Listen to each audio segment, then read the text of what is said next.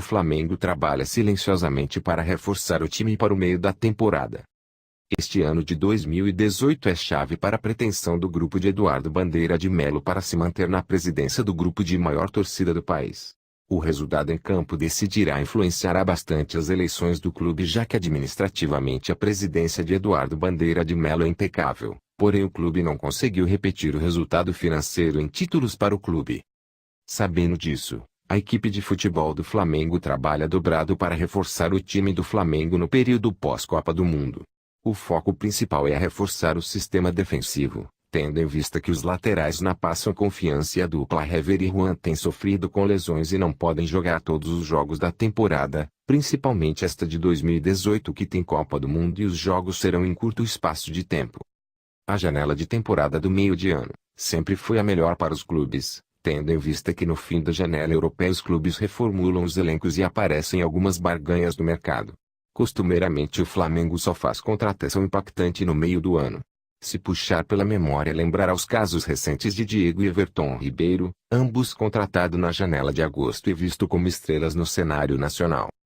O torcedor mais otimista lembrará a janela de transferência do meio do ano de 2009, com os reforços de Adriano Imperador, Petkovic e companhia. O Flamengo se livrou de uma campanha desastrosa e sagrou-se epicamente campeão brasileiro de 2009. Sendo Adriano o melhor jogador do campeonato e Petkovic o maestro que nos levou para o hexacampeonato. O pós-Copa do Mundo promete ter uma janela de transferência intensa. É costumeiro clubes europeus pegarem os jogadores de destaque do maior campeonato futebolístico do mundo e se livrarem de jogadores indesejáveis do elenco. Todo o planejamento de contratação depende da classificação do Flamengo para as oitavas de finais da Libertadores das Américas. O clube pode se espelhar no River Plate que foi campeão da Libertadores contratando praticamente meio time para jogarem a fase decisiva da competição. Outro exemplo positivo é o Atlético Nacional da Colômbia, no ano em que foi campeão. Eles contrataram Borja para a fase mata-mata e acabou sendo o jogador mais importante da conquista. Iremos agora falar das sondagens que o clube rubro-negro está fazendo para a janela de agosto. O caso mais fácil para o clube é a contratação do volante Olace, ex-gremista que joga atualmente no Hamburgo da Alemanha. Com inúmeros atos de indisciplina, sendo que o último ele não quis jogar pelo clube alemão porque iria ser escalado em outra posição que não é a dele de origem. Bem provável que o jogador não faça parte do elenco do clube na próxima temporada.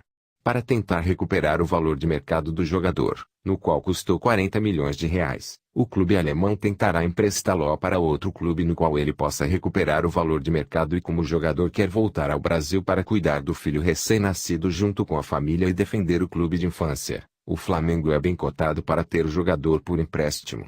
O jogador cairia como uma luva no clube. Apesar de boas atuações de Jonas, o clube precisará de jogadores qualificados para um calendário com vários jogos um em cima do outro no pós-Copa do Mundo.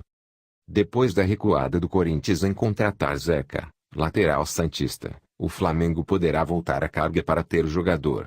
Em abril terá uma audiência decisiva na Justiça do Trabalho.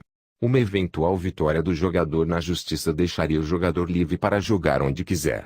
Como no início do ano, Flamengo e Zeca fecharam as bases salariais para um contrato de 5 anos, pode ser possível que eles voltem a conversar.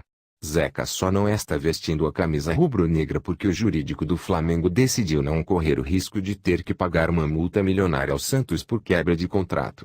Outro cenário que o Flamengo pode se aproveitar é uma eventual vitória do Santos na Justiça, pois como o jogador não tem clima para vestir a camisa santista, pelo menos não por agora. O clube poderá emprestá-lo ao Flamengo para que o jogador se valorize no mercado e possa colher os frutos numa eventual transferência para a Europa. Outro lateral que cairia como uma luva no time da Gávea seria a contratação de Adriano, ex-Barcelona e atual Beşiktaş da Turquia. A contratação do brasileiro traria um jogador com experiência vencedora na Europa, qualificaria o elenco por ser um jogador de alto nível, podendo jogar nas duas laterais, além de poder jogar no meio de campo e eventualmente se improvisado durante o jogo na zaga. A contratação não oneraria tanto os cofres rubro-negros. O jogador é avaliado em 2 milhões de euros pelo site Transfer Market. A última opção para lateral que seria titular absoluto no clube é o jogador do Bayern de Munique, Rafinha. Um jogador com grande experiência e também podendo exercer várias funções no sistema defensivo melhoraria muito o elenco. Uma coisa é certa para Trauco, Rodinei, René, são jogadores esforçados mas dificilmente terminarão a temporada como titular no clube, pois à medida que o Flamengo se estrutura financeiramente a exigência para um elenco mais qualificado aumenta. Para a zaga do Flamengo, o clube pensa em soluções para substituir Hever, João. Atualmente o clube conta com os dois jogadores já mencionados, Rodolfo, Leduarte e Tuller. Sendo que os últimos dois não agradaram nas oportunidades que tiveram.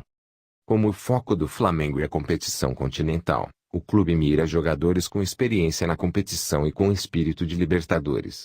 O que encarna mais o espírito Libertadores é o zagueiro Gastón Silva, uruguaio de 24 anos e atua no Independiente da Argentina. O jogador é sólido defensivamente e bom no jogo aéreo. Por ser novo e jogar na seleção de seu país é provável que o jogador valorize rapidamente e pode ser um bom negócio para o clube.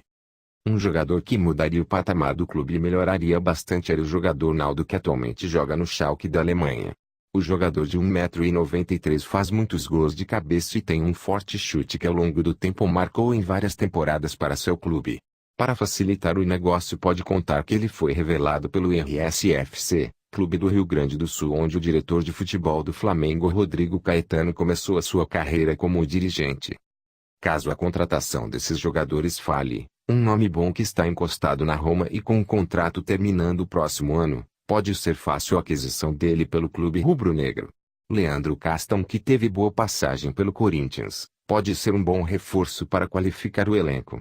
O fato é que um clube que tem um orçamento de mais de 10 milhões com o futebol não pode ter apenas 3 jogadores de bom nível para compor a zaga. Por fim, podem aguardar que depois da Copa veremos outro rubro-negro, fato comum de vermos. Sempre o time não tem planejamento e acaba se reforçando com os campeonatos em andamento. Flamengo, assinem o canal e fiquem por dentro de tudo que rola com o clube de maior torcida do país.